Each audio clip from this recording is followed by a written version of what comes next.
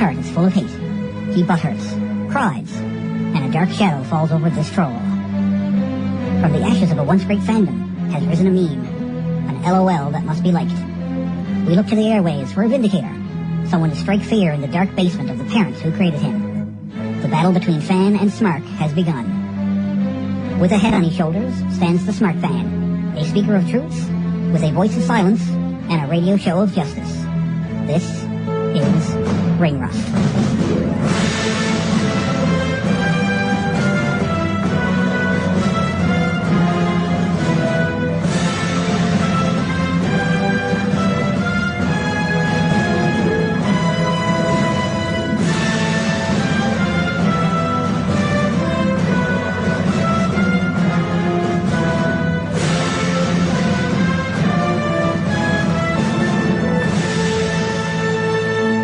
This is Fanboy Mark Cerrone. You are listening to Ring Rust on 93.5 CHMR-FM. So let's get down to the results, shall we? Because, of course, Daniel Bryan was unable to compete due to his injury, they had to take out the Intercontinental title match and had to work some other stuff around. So they moved the tag team title match from the pre-show to the main show, and they moved Bad News Barrett to the pre-show and put him up against Adrian Neville, who, was this his pay-per-view debut? Was he at WrestleMania? This might have been his pay-per-view debut. Certainly his Extreme Rules debut. And he did fairly well, too. He actually came out on top. And I quote, check out the TMZ of professional wrestling news. And I quote, on Facebook. All the latest news with some attitude. New and classic wrestling videos, and so much more. Can I have your attention, please? I just received an email from the Raw general manager.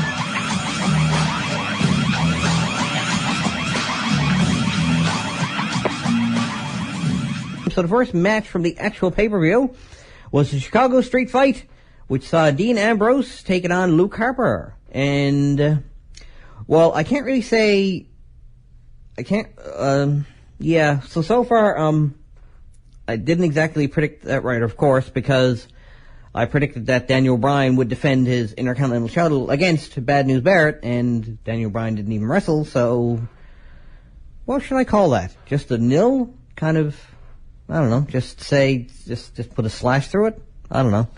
Well, I don't really want to count it against myself, don't really want to count it for myself either, I suppose, but I'm a really honest person. Let's just put it that way.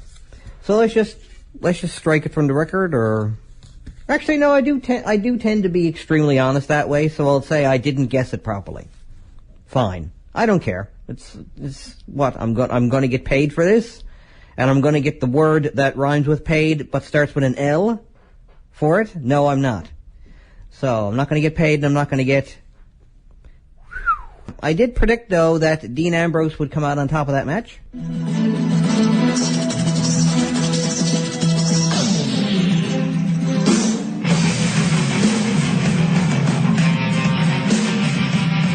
Your source for total non-stop action.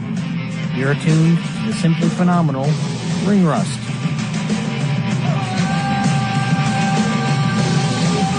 On CHMR 93.5 FM.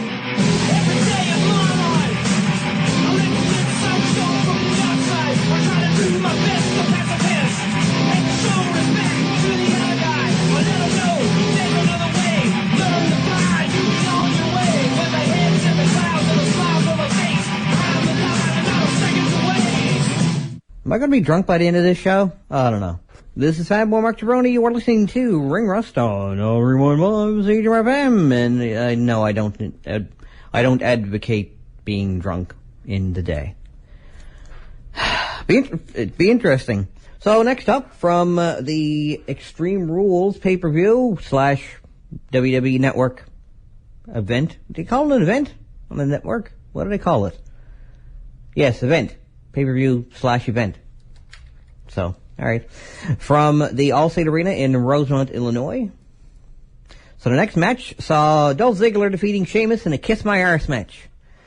And even though, Sheamus tried to get away, he tried to head out to the audience, and he got caught and brought back by the referee, and he pretended to do it, he pretended to kiss Dolph Ziggler's arse, which, either way, was not going to be a winning proposition for really any of us. We're either going to see Sheamus's pale ass, or we're going to see Dolph Ziggler's show-off ass. A certain number of people would have enjoyed one, and a certain number of people enjoyed the other, I suppose. Who am I to judge, whose ass you want to see on the WWE Network for only $9.99 a month? Ding! But instead of kissing his arse, Sheamus did a low blow, and oh no, old Locke went and made Ziggler kiss his arse. So, Ziggler still technically won, though, so maybe he should have had something written on his arse when he pulled his pants out. He should have said, "Here to show the world my arse." Ha! 'Cause it's to kiss my... Time to play the game. Time to play the game. Atlantic Canada's only source of wrestling news radio. You're listening to Ring Rust on 93.5 FM CHMR. It's all about the game, and how you play it. It's all about control, and if you can take it, it's all about you dead if you can play it. It's all about pain, and who's gonna make it? It's flapping behind me. I forgot my wings! So the next match was the Transplanted Tag Team Championship match, which saw a New Day, Big E, Langston, and Kofi Kingston taking on Tyson Kidd and Cesaro, the tag team champions. And the New Day came on top when Kofi pinned Cesaro with, just a roll-up. Not really a really overall impressive looking pinfall, but then again, Big E Langston's first tag team championship win, and, Kofi's third, so... Not complaining. I mean, I want to see more of what they're going to do with the New Day, or if they're going to keep them exactly as they are, except maybe push them a little more towards the Snidely Whiplash side of things, and just have them be a little more arrogant, maybe, or just keep being, giving them the Rocky Maivia treatment. Make them so positive that people can't possibly cheer for them. We'll see how it turns out. While the New Day were being interviewed following their win, Dean Ambrose and Luke Harper pull up in the car that they jumped in earlier. And the street fight continued as they made their way back to the ring, and Ambrose eventually won the match by pinfall with the Dirty Deeds, and the official match was recorded at just under an hour, so 56 minutes and 10 seconds of, oh my god, I completely forgot that was going on, and there it is. So, no complaints. It turned out being rather entertaining, and the next match, though, was John Cena defending the United States Championship against Alexander Rusev in a Russian chain match, which John Cena won by hitting an attitude adjustment on Rusev to touch the fourth corner after both men had touched all three of the other corners. So, basically the way a four corners match usually ends up going. So...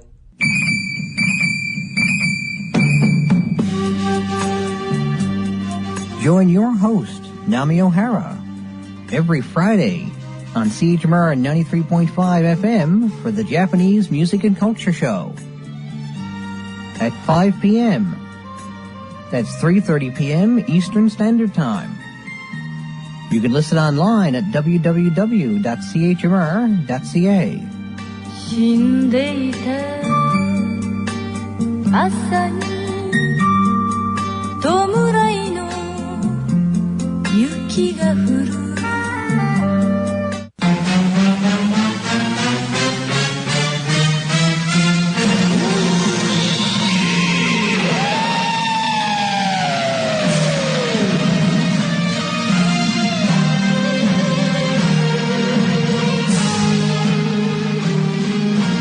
Ring Rust presents Macho Facts. Randy Savage doesn't read books. He stares them down until he gets the information he wants. And the Macho Man once elbow dropped someone so hard that his elbow broke the speed of light went back in time and killed Amelia Earhart while she was flying over the Pacific Ocean.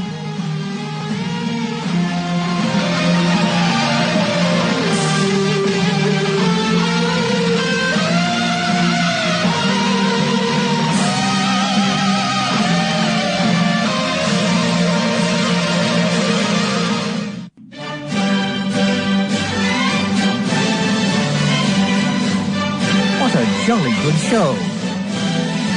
You're listening to Ring Rust on CHMR 93.5 FM. Hip hip and tally ho.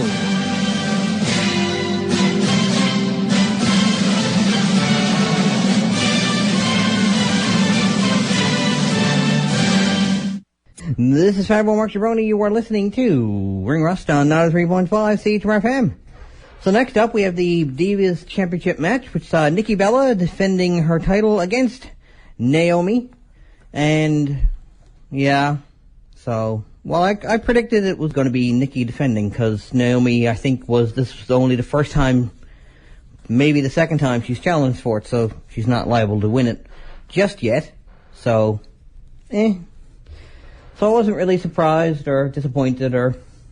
It was a Divas title match. I mean, not a lot of people have a lot of expectations on those, but, you know, people like Sarah Del Rey are trying to do something about that, and hopefully they'll succeed. So the next match, which is actually the second last match, sees Roman Reigns defeating Big Show in a last man standing match. And a lot of people were crying tears of, I can't believe WWE's going to make us sit through this. I'm going to be in the bathroom throughout, you know, all the way up to and a little bit into, I think, this match. So, and then people came away from it's like, I actually kind of like that. So, it's a lot like a preview for a movie you know you're going to see anyway, and you're probably going to end up liking it. Even though the preview sucks, you're going to like the movie. Like all these Star Wars fans who are crying like they have one of those gigantic trees from Endor shoved somewhere very uncomfortable. I predicted that Roman Reigns would come out on top of this because why would the Big Show win? Nothing against the Big Show, but why would he win this match? So, and I played, rather than play his solo op theme, I played, you know, the Shield theme, just to throw back to, well, maybe they'll start feuding with the Shield members.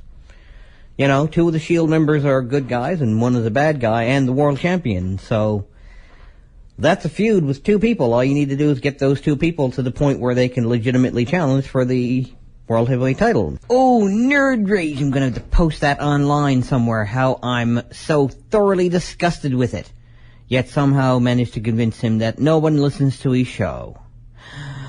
Oh no, a flaw in your logic.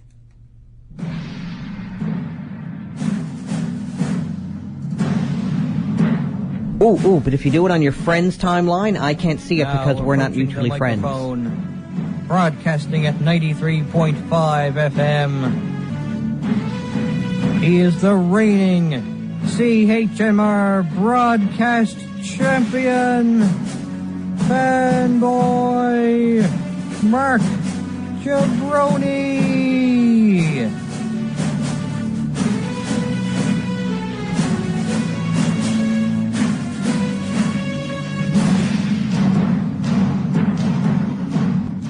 Because men talk wills it so.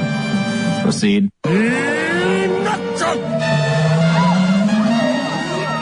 And then Lex Luger ended up being a 0. This is Fireball Mark Jabroni. You are listening to Ring Rust on 3.5 CHMR-FM. So we got one match left from Extreme Rules from this past Sunday on pay-per-view, if you don't have the WWE Network, or on the WWE Network if you do have the WWE Network, from the Allstate Arena in Rosemount, Illinois.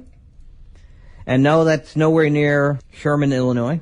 So lastly, we had Seth Rollins successfully defending his World Heavyweight Championship against Randy Orton in a steel cage match by escaping the cage, with Kane as the gatekeeper and the RKO banned, apparently only banned for Randy Orton to use, because apparently I mean, I predicted that last week. If you'll remember, if you actually heard last week's show, and if you didn't, then go listen to whatever version of it you want to listen, and listen to last week's Ring Rust Redux, and it'll be, of course, right at the end because it's the main event. I did predict that. It's like, wait a minute. Did they specify that the RKO is banned from anyone using it, or just that Randy Orton couldn't use it? Because how many times have we seen, like we saw in that match with The Rock against Stone Cold, which is the one I referenced last week, The Rock used Stone Cold Stunner, and Steve Austin used the Rock Bottom. So, and then Jim Ross went nuts because, oh my God, they're using each other's finishers. So that's just some added element of WTF, I guess. So I predicted, I didn't predict like escaping the cage or whatever. I predicted he'd win it, and I postulated that it's a very good chance that if Seth Rollins won, he was probably going to win with an RKO, just to shove it in Randy Orton's face that, haha, your move is banned from you doing it, not from me doing it.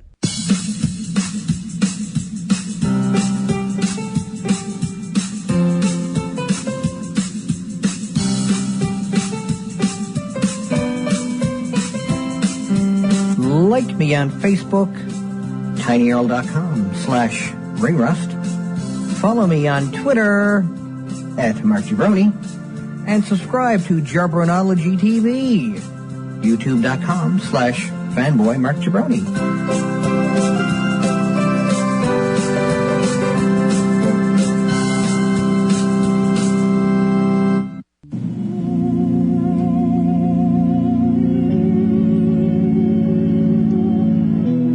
That's it for another show, kiddies.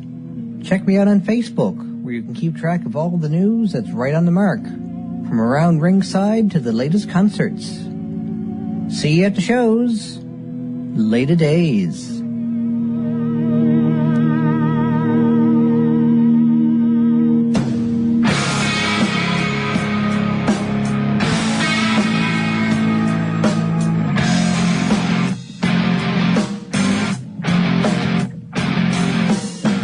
This is 93.5 CHMR-FM.